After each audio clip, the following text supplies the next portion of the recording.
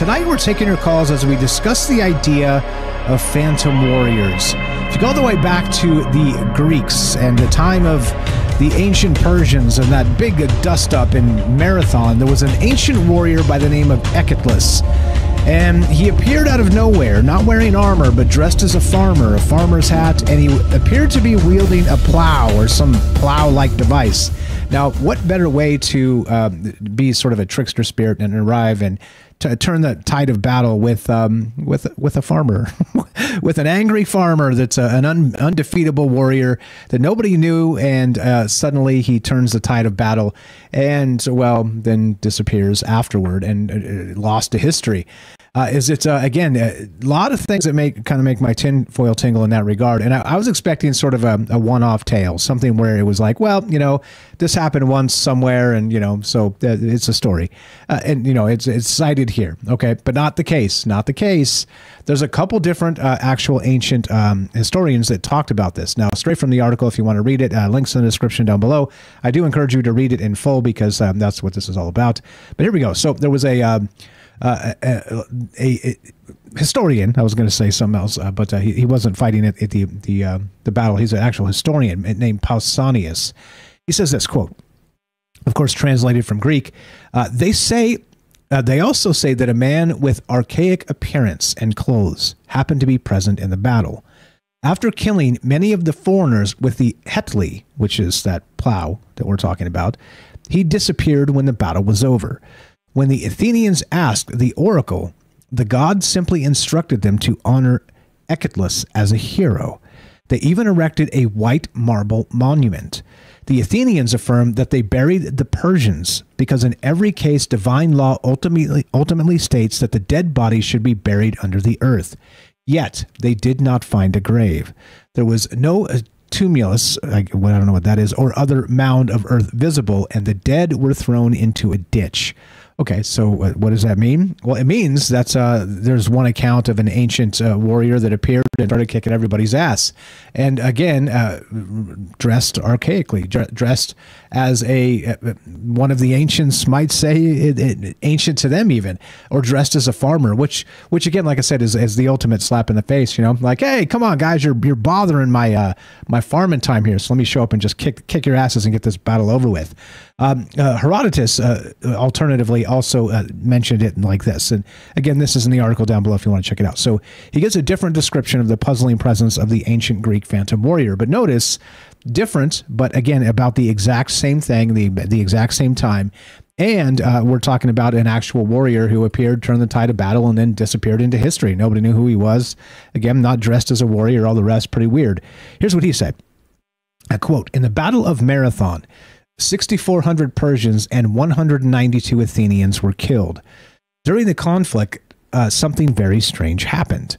An Athenian soldier, Epizillus, I think is how you say it, a son of Cuphagorus, again, pardon my French, I'm terrible with this, but while fighting bravely, suddenly lost his vision in both eyes, although nothing had touched him, neither spear nor sword, nor bow nor arrow." Herodotus continues that Epizillus tells of seeing a gigantic hoplite whose beard covered his entire shield, and that his specter overtook him and killed the Persian opponent that was standing next to him. The scene was the last Epizillus saw.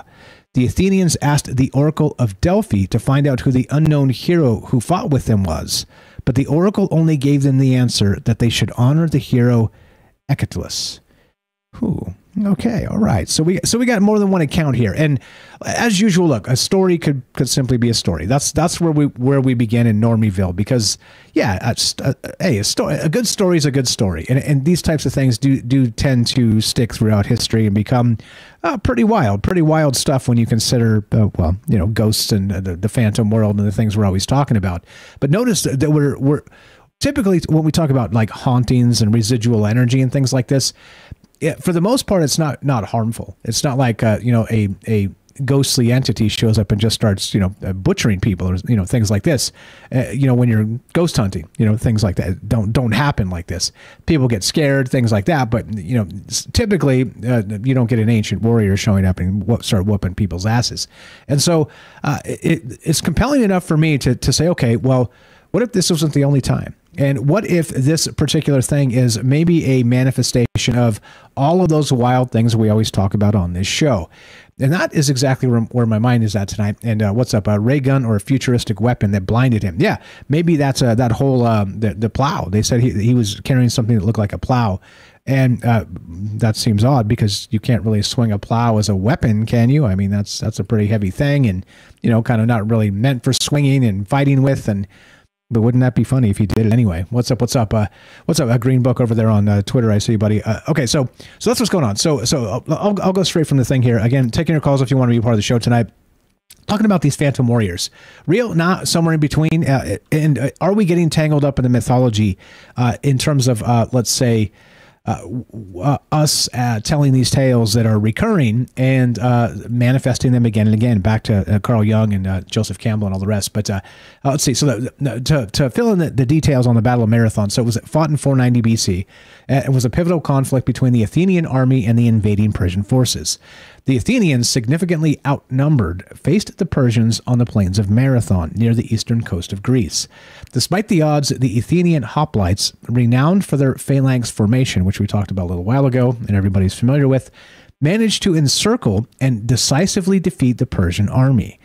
This victory was crucial in defending Greek independence and is celebrated for the legendary run of a soldier to Athens to announce the victory, inspiring the modern marathon race. Now, that right there is specifically that they won the battle unexpectedly. They were expected to get stomped because they were heavily outnumbered. They sent the message of victory back to Athens with a messenger, and they say that the distance between Marathon then, and again, the coast is a little bit different now, that things like this, back to Athens, was 26 miles, which has inspired the run of the marathon in modern days in the Olympics and the sport and all the rest. But as the story goes, and why this one is one of the most famous in antiquity, is because the messenger with the actual news that they were victorious ran 26 miles nonstop, shows up in Athens with his message, gasping for air, holds up the letter and proclaims Nike, which translates to victory. And then he has a heart attack and he dies because, well, 26 miles is a long way to run in one clip. And, well, he was super excited because they won and nobody expected it and all the rest. But who knows? Who knows? Maybe he had an underlying heart condition and shouldn't have been a runner. I don't really know. But anyway, just going on some modern riffing there. But who knows what really happened? And but it is kind of the bizarre part of this to me is, or let's say not bizarre, fascinating, is how this type of stuff fits into the larger context of mythology and of these stories that kind of persist. And, can we really prove that happened with this runner from Marathon and, dying and when he came in and proclaimed victory?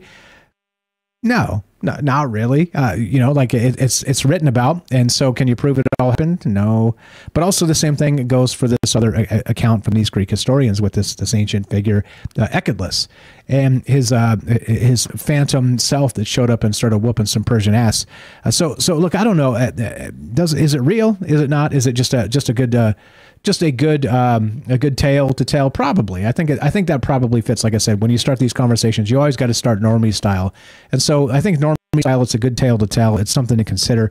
But then you got to wonder about different places in the world where these types of things may have happened in the past, where divine intervention has sparked some sort of entity to arrive on the scene of battle under overwhelming odds, let's say, and turn the tide.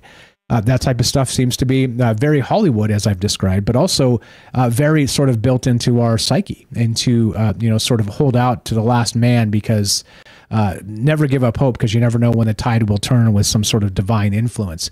And as you know, and as we've talked about quite a lot on this show, what the hell does that even mean? The divine influence and that type of thing.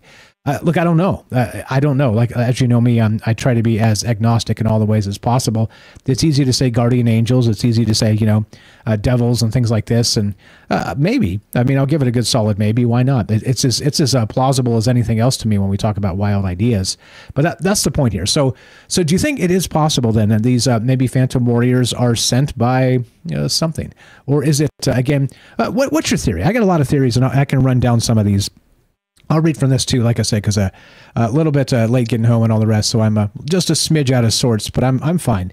But love to hear your theories on this, because this exact thing is a wild one, and it is back to that divine intervention in some ways, but it is sort of the most visceral way to intervene, in that you send a ghostly phantom warrior to just slaughter people on the field of battle and help turn the tide of victory. That's about as raw and brutal as it gets. I mean, if you're divine intervention, couldn't you, kick up some dust or something and put it in the enemy's eyes, or rise a second sun to, blind them, and so they get routed? Or, I mean, you see what I'm saying? Let's be creative about this. If we're an all powerful entity, I don't know. And so that's where these theories come in, and the ideas and everything else. Anyway, like I said, 702-957-1037. Click the Discord link at troubleminds.org. We'll put you on the show. So there's another source here too. This isn't the only one on the interwebs.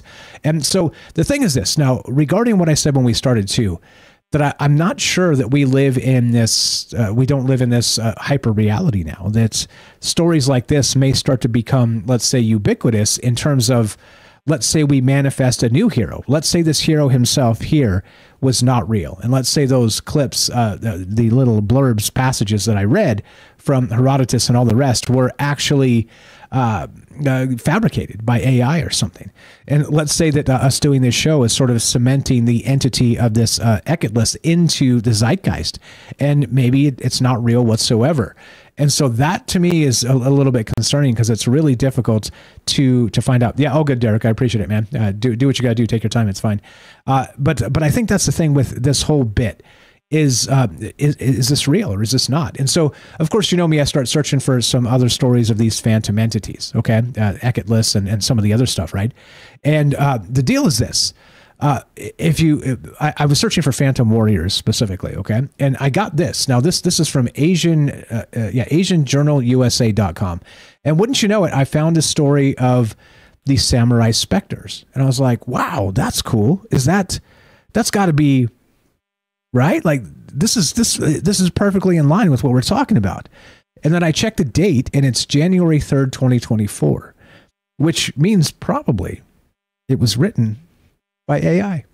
and so it's got me questioning if this is real or not. But let's read a little bit of this, and you'll see what I mean. And this is that hyper reality. This is that new future we're going to be living in, where if you can't actually trace back the original source in antiquity or whatever, then we're going to have a problem, because we're going to start believing all manner of nonsense. You think history is bad now in terms of the victor writing the narrative. Well, imagine when we have 10 million disinformation agents bastardizing all of history. And this is the type of stuff. Now, I'll read a little bit of this, and I was like, yeah, this is right on. I love this. And then I checked the date and went, oh, this is probably fake. Here we go. Ever wondered about the enigmatic world of samurai specters and how they seamlessly blend the ethereal with the corporeal? That sounds very AI written. Picture this. A ghostly warrior armed with spectral weapons haunting the realms of both history and folklore. The spectral samurais roam spiritual landscapes, searching for enigmatic forces that propel them. The hell does that mean? Be prepared to travel into the heart of their enigmatic existence. It seems even not very well AI written, like with poor prompts, if you know what I mean. It continues. A samurai figure, as the name suggests, is otherworldly entities with a sense of purpose that extends beyond the boundaries of time and space. These spectral warriors, who appear to fulfill their missions as a result of a rich historical tapestry, have unique abilities and an arsenal that is distinct from any other type of ghost. As we learn more about samurai specters and their haunting tactics, we can better understand the intriguing phenomenon. Now, I'll add another question tonight. Have any of you out there ever heard of samurai specters? Or is this brand new AI-generated hogwash? And this is the world we live in, and this is exactly we're going to be racing into in 2024, as the joke is the most important election of your life. And I don't talk politics typically, but I say this one might be, because it might be the last election where things are not completely and totally obfuscated forever and forever because of things like this, because of all the deep fakes, because of all these wild ideas, because of all these things that are going to be put on the internet as truth. Now, notice there's a very big difference. We do all kinds of wild stuff here, But the difference is I never proclaim any of this stuff as true. Okay. It's always theories. It's always speculation. It's always just considering what it means to be human in the mythological folklore style world. Okay. That we live in all these tales and Joseph Campbell and Carl Jung, all the rest of that. Okay. But beyond that, when we get to this other stuff, well, this starts to become that Slender Man, sort of the spook in the machine, the entity that we can never define because it hints at some of these other ancient stories possibly. But maybe this is just utter and complete nonsense. And that to me is exactly why I think we need to be on our guard, keep your head on a swivel. Don't believe any damn thing you read. What do they say? Believe none of what you see and half of what you hear. What was that? Edgar Allan Poe said something to that effect. But I don't know. So have you ever heard of these actual samurai specters? And that kind of brings us to, yeah, I don't really know. What's up? Matt Sell says Japanese demons are called OL. Is that OL? How do you say that?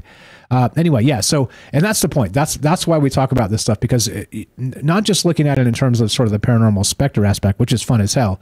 And, you know, is it possible things like this? Oh, Oni, gotcha. Oni, O-N-I, thank you. But also now, what kind of deep fake future are we looking at where reality itself is going to become so obfuscated by, dare I say, nonsense like this? And look, maybe this is legit. Maybe this is cool and right. And I'm the knucklehead because I've never heard of it. It's possible. It's impossible for me to have heard of everything in the universe, obviously. But look, I've scanned it. It's the essence of Samurai Specters. It's almost written like a Dungeons and Dragons, not character sheet, but like a description of like a random encounter you might have in a role playing game. It's got the different definition and characteristics. Like I said, the actual ethereal armament clad in spectral armor and wielding ghostly weapons, Samurai Specters exude a formidable presence. The ethereal katana, often their weapon of choice, symbolizes not only their martial prowess, but also the indomitable spirit that transcends the mortal realm. That is totally written by AI. That is totally written by AI. So the question is this real or not? And suddenly this is the world we live in, because I don't know. And maybe there is some story here that kind of goes back and can source it. But if you can't actually source it, then what are we doing? But anyway, the one we're doing is sourced. And again, if you want to pull up the actual writings of Herodotus and some of the ancient Greek scholars, presumably this stuff will be there. I didn't do it because I didn't have time, but I will do that because now I'm fascinated to see if there's any other mention of this. But back to the story. So we're talking about this ghost warrior of the ancient Greek at the Battle of Marathon. As stated, the Greeks were outnumbered by the Persians on the beach. They ended up somehow baiting them in and enveloping them in their phalanx formation, and then routing them and winning, and having a very small casualty rate versus that of the Persians, which of course pissed off the Persians. Darius the Great was humiliated, and infamously, his son Xerxes I came with the entire army, or something to that effect, and the rest is history with Thermopylae and all the rest. But in any case, but this is the battle that spawned that exact conflict. But so the wild part is, again, this entity, this weird thing where the guy, he's wearing a farmer hat and rolling around a plow, like just shows up, starts kicking people's asses. That to me is the most wild part, because we're looking at, I don't know, like Bacchus or something, like a Dionysus, I think is how you say it. Is these just sort of entities that show up like in a toga and some curly hair, and they're like, yeah, let's have some wine, and just, wave their arm and just to start slaughtering enemies type of thing. I don't know. And that's the thing that makes me wonder if there's something more to this. And of course, you could look at this in a lot of ways in terms of, let's say, let's consider this. That not only do we have a situation where we're talking sort of about the paranormal stuff, speaking of the devil, what's up, James? I see you there. One sec.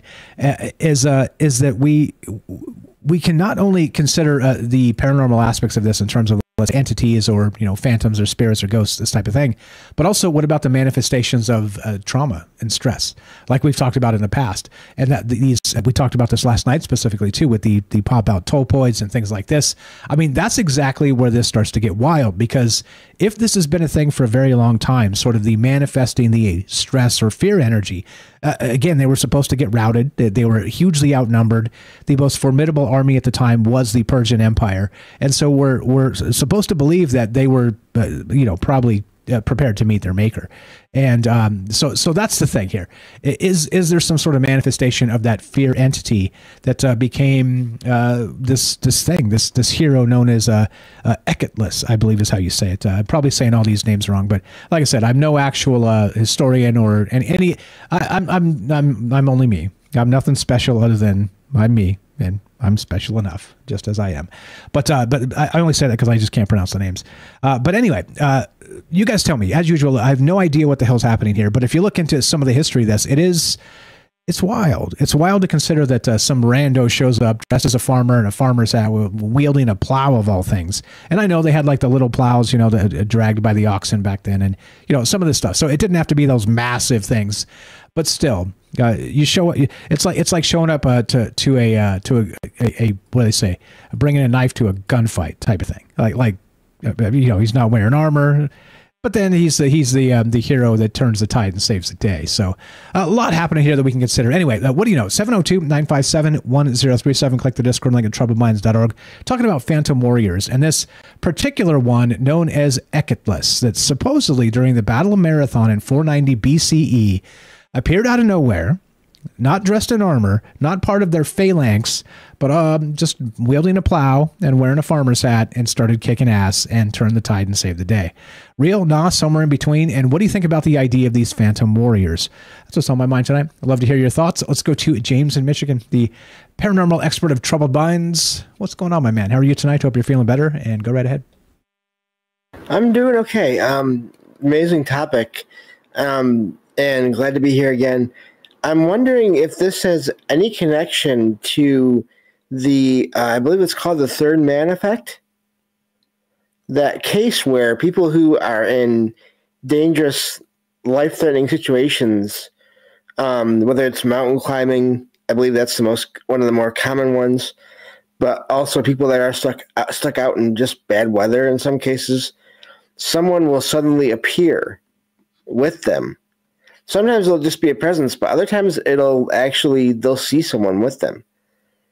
And that someone will not identify themselves, but they will make sure that the person, or maybe two people at the most usually, survive somehow. And I'm wondering if this is sort of a massive, sort of a scaled up version of that. And I'm not even talking necessarily, because no one knows what that is either. And so I'm not automatically going with spirit here. No one really knows what it is in that case either. And it's amazing to me that I've heard of that, but I've never heard of what you're talking about tonight. But the connection or the similarity, it really surprised me when you started talking about it. Yeah, that's wild. Couple things here. So I pulled up the article here from Wikipedia regarding the third man factor, third man effect, as James is saying here. The third man factor, third man syndrome refers to the reported situations where an unseen presence, such as a spirit, provides comfort or support during traumatic experiences. A little bit from T.S. Eliot. Who is the third who walks always beside you? When I count, there are only you and I together. But when I look up ahead, up the white road, there is always another one walking beside you. Gliding, wrapped in a brown mantle, hooded. I do not know whether a man or a woman. But who is that on the other side of you? Wearing a farmer's hat and wielding a plow, in this case. Wild stuff, James. That's one you've brought up before, and I honestly, I didn't know the reference. But that is wild, bro. That's wild. Somebody shows up and bingo, we're saved. So yeah, are we scaling this up in terms of this actual ancient warrior? I love that. I love that. Yeah, I mean, because if you think about it, it is literally just a situation of more, unfortunately, the possibility of more people dying, more people being, meeting their end there in this different kind of situation. But I'm wondering, and I mean, the amount of power that individual would have to turn the tide of a battle. Again, maybe that's why they are so visible and so clear when they have to be, because they have to be physical. There has to be, they can't just be an apparition, an image. They have to have some ability to affect the physical world. And there are stories with that third man effect and other cases like that where people have felt as well as seen and heard like another person with them, helping them in certain cases, lifting them up, pulling them out of things, just different things like that, where there's also physical things going on there. So again, everything to me, everything seems like it can be scaled up from a situation of one or two people being saved by this presence, who maybe in those cases is just exerting minimal amount of their power to do that. But then in certain cases, like the ones you're describing tonight with these battles, that's where they sort of really get to show what they can do. Yeah, big time. And that would be, again, like think about just the fear of battle itself. It's that whole, you have to prepare to meet your maker, because you don't know what's going to happen tomorrow. You don't know what's going to happen an hour from now. And, we've talked about this in the past too, with sort of the ley lines and this effect, and sort of picking and choosing the battles. Maybe Derek will talk about that when he comes on here, but sort of picking and choosing battles in particular power spots for maybe this particular reason. Another thing kind of fits into that is Sun Tzu in The Art of War. He calls a spot, basically choosing your spot, very, very back to Thermopylae and the Hot Gates and the Brave 300 and all that, is that he's very particular about where he fights. Sun Tzu in The Art of War, and he calls this one particular place death ground, meaning that if you're outnumbered, you position your army in such a way where there is no escape. You put their back to the ocean, for instance, and that is where you make your last stand, because your individual warriors realize there's nowhere to go. And if they're going to survive today, they have to muster everything within themselves to defeat the enemy coming forward. And that right there is, again, talk about some sort of massive psychic manifestations of that trauma aspect. It's like, well, today, men, we find out what we're made of, because if we don't, we'll see you in the afterlife.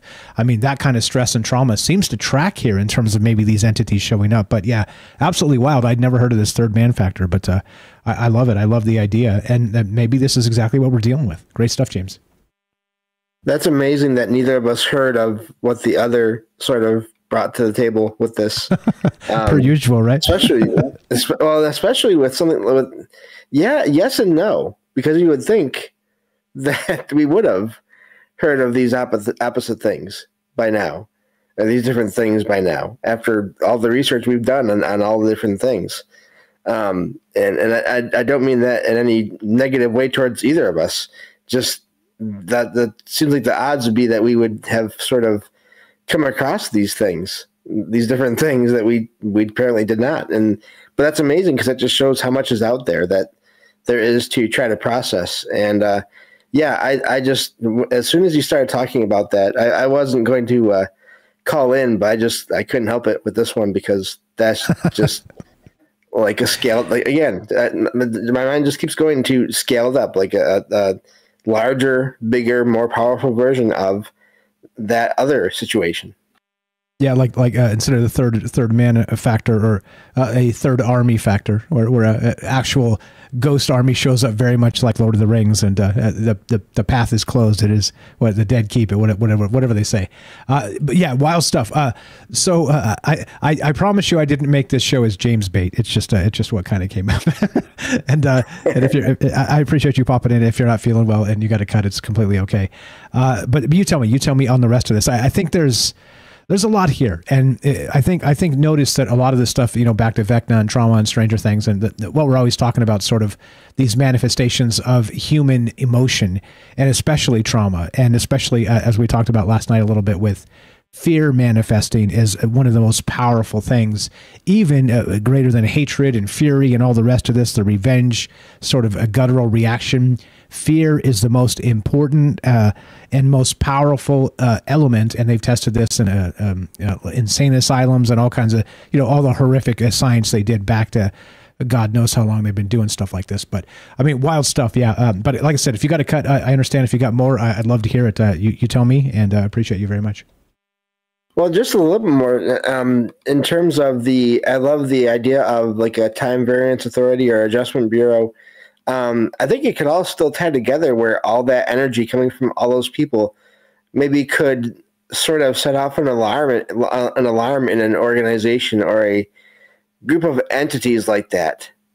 And that's what sort of summons the assistance they need. And maybe it's more of a case of whoever these people or entities are examining the situation and deciding for their own reasons, do we need to help? Is this important enough what is this going to do to the way the world is, to the future of the world, if we do or we do not help or intervene in this situation? Because you have to think that can't happen with every battle, because then there'd be, I think it would even be more chaotic than it already is and has been. Every battle would be a Scooby-Doo episode, James. It'd just be one side constantly winning over another side, but then there'd always be, it would either be a never-ending stream of battles, or there would not be any battles left, and who knows what kind of world that would be as well. You would think amazing, but also maybe not. You never know. I don't discount that possibility either, which is the amazing part of this. Is I think it could go any number of ways. And I mean, who knows?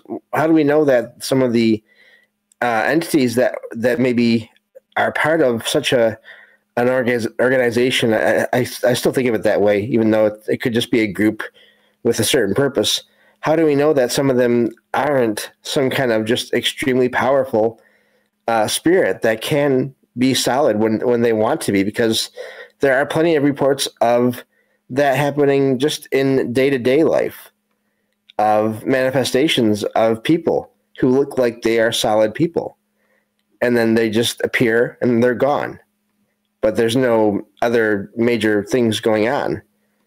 So I think it can all play together, possibly. And that's all I had. Great show.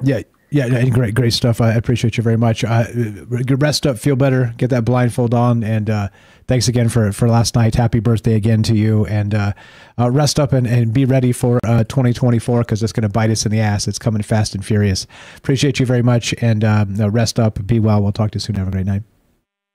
Thank you. Take care.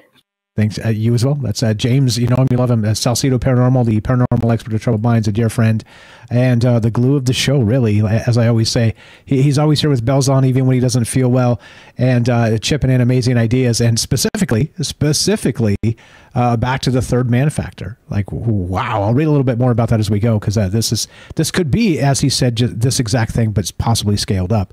Don't forget, give him a follow. He's got a podcast, a radio show, all the stuff. He's here on the network with us, and you can find his show. Search it, Salcedo Paranormal, SALSIDO space paranormal, or of course just go to troubledminds.org/friends. It says follow James here. He's got all his links down there on the link tree, and you can do all that and all the rest. Hang tight, Dark. So we're going to take a break, figure 4, 5, 6 minutes, and then we'll get you on off to that.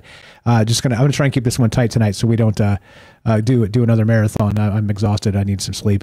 But so 4, 5, 6 minutes, we'll get you on. But tonight we're again. So give James a follow, please. Again, and while you're down there, follow the rest of our amazing friends that make the show go. And I do recognize there's some of you I haven't put on the list, but trust me when I literally say I come home panting like a dog, try and eat something super fast, and then put a show together and then do the show. So it's kind of like that. So forgive me if I'm imperfect. It's just the way the world is. But we're talking tonight about this Phantom Warrior, and again, we have some actual, all the way back to antiquity, some of the ancient historians talking about this, and what does it mean to not just to where we're at, but what does it mean for the future, including, of course, as James smartly just brought up, this third man factor, third man effect. Are we sort of scaling this up? And this fits very well into last night's show, of course, with the topoids and these pop-out entities and trauma and all the things we always talk about. But you think, again, how real could this be? That really becomes the question here. And how wild and crazy does it get? Are we talking time travelers managing the timeline just perfectly, curating from the Time Variance Authority to make sure the correct entity wins at the correct time? Or is it something a little more esoteric in terms of not science fiction, but let's say manifesting something that shows up to save the day?